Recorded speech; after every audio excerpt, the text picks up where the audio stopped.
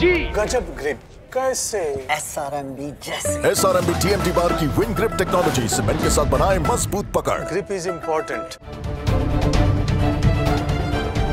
নমস্কার দর্শক বন্ধুরা, এশিয়া টাইম বাংলায় আপনাদের সকলকে স্বাগত। আমি সব্যসাচী এই মুহূর্তে দাঁড়িয়ে রয়েছি যৌহাটি ক্রীড়াঙ্গনে প্র্যাকটিস গ্রাউন্ডের সামনে। আর আজকে আমরা কভার করলাম ইস্ট বেঙ্গলের প্র্যাকটিস কী হলো, কী আপডেট, সমস্তটাই আপনাদেরকে জানাবো। আগামী 29শে নভেম্বর নর্থ ইস্ট ইউনাইটেডের বিরুদ্ধে ম্যাচ, এবং ম্যাচ তো অবশ্যই রয়েছে, কি প্রস্তুতি হচ্ছে সেটা আপনারা দেখছেন অলরেডি বিভিন্ন জায়গায়। কিন্তু প্রশ্নটা যেটা সবথেকে বেশি গুরুত্বপূর্ণ সেটা হলো নর্থ ইস্টের আক্রমণকে তারা আটকাবে কিভাবে।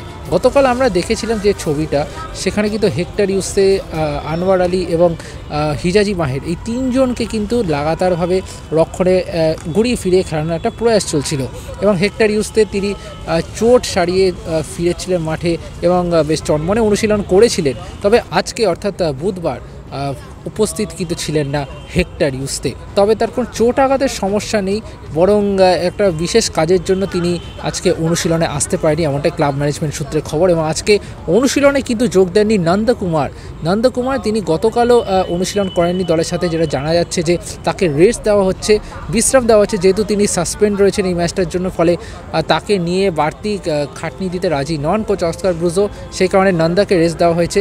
নন্দা এবং হেক্টর ছাড়া কিন্তু বাকিরা প্রত্যেকেই কিন্তু রয়েছেন ম্যাচের জন্য, এবং অনুশীলনে তারা আজকে এসেছেন।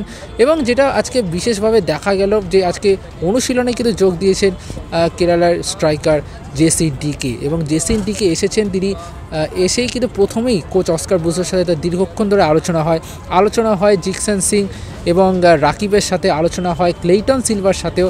তার দীর্ঘক্ষণ ধরে যে আলোচনাটা হয়, সে আলোচনার মূল কেন্দ্রটা হলো যে প্রেসিং নিয়ে মূলত অস্কার ব্রুজো তাদেরকে আলাদা করে বোঝাচ্ছেন। এবং তারপর যখন টিম হাডেল হয়, সেই টিম হাডেলেও যে দেখা গেল যে ছোট ছোট কোণ দিয়ে ফরমেশন সাজিয়ে, কখনো 4-4-2, কখনো 4-3-3, বিভিন্ন ফরমেশনে দলকে বোঝাচ্ছেন যে কোন জায়গাটায় উন্নতি করা দরকার, কিভাবে কোন পজিশনে কোন ভূমিকায় খেলোয়াড়দেরকে খেলতে হবে, সেইটা বারবার করে হাডেলের মধ্যে দিয়ে বোঝাচ্ছিলেন কোচ অস্কার ব্রুজো। এবং তারপরে যথারীতি ফিজিক্যাল ট্রেনিং করা হলো, ছোট ছোট পাসিং করা হলো, এবং তারপরে সব শেষে সেট পিস নিয়ে কিন্তু আজকে কাজ হয়েছে। আজকে কোনো সিচুয়েশন প্র্যাকটিস হয়নি, মূলত সেট পিস নিয়ে কাজ হয়েছে, কর্নার থেকে শুরু করে ফ্রি কিক, সেই সমস্ত বিষয় নিয়ে আজকে অনুশীলন হয়েছে। এবং খুব বেশিক্ষণ অনুশীলন হয়নি, 4টে থেকে অনুশীলন হয়েছে, যেটা 5:30টায় গিয়ে থেমেছে, অর্থাৎ প্রায় 1.5 ঘন্টার মতো অনুশীলন হয়েছে।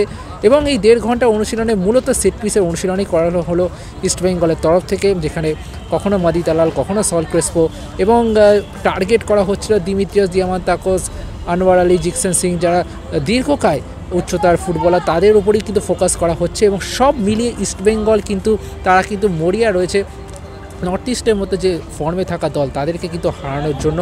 কারণ নর্থ ইস্টের যে আক্রমণ ভাগ, বিশেষ করে আলাদিন আজেইরি রয়েছেন গিয়েরমো, এছাড়াও নেস্টর অ্যালবিয়াকের মতো ফুটবলাররা রয়েছেন যারা কিন্তু গোল করতে সক্ষম। সেখানে দাঁড়িয়ে কিন্তু রক্ষণকে সাজানোর জন্য একটা বিশেষ পরিকল্পনা সাজাচ্ছেন অস্কার ব্রুজো, এবং সেটাই এখন এই অনুশীলনটাই যেটা বোঝা যাচ্ছে, সেট পিস থেকে গোল করা এবং গোল আটকানোর দুটোরই কিন্তু আজকে প্রশিক্ষণ চলল লাল হলুদ শিবিরে।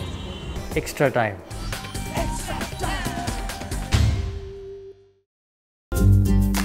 লেটেস্ট নিউজ আর এক্সক্লুসিভ ভিডিওর সঙ্গে আপডেট থাকতে এখনই সাবস্ক্রাইব করুন আমাদের ইউটিউব চ্যানেল।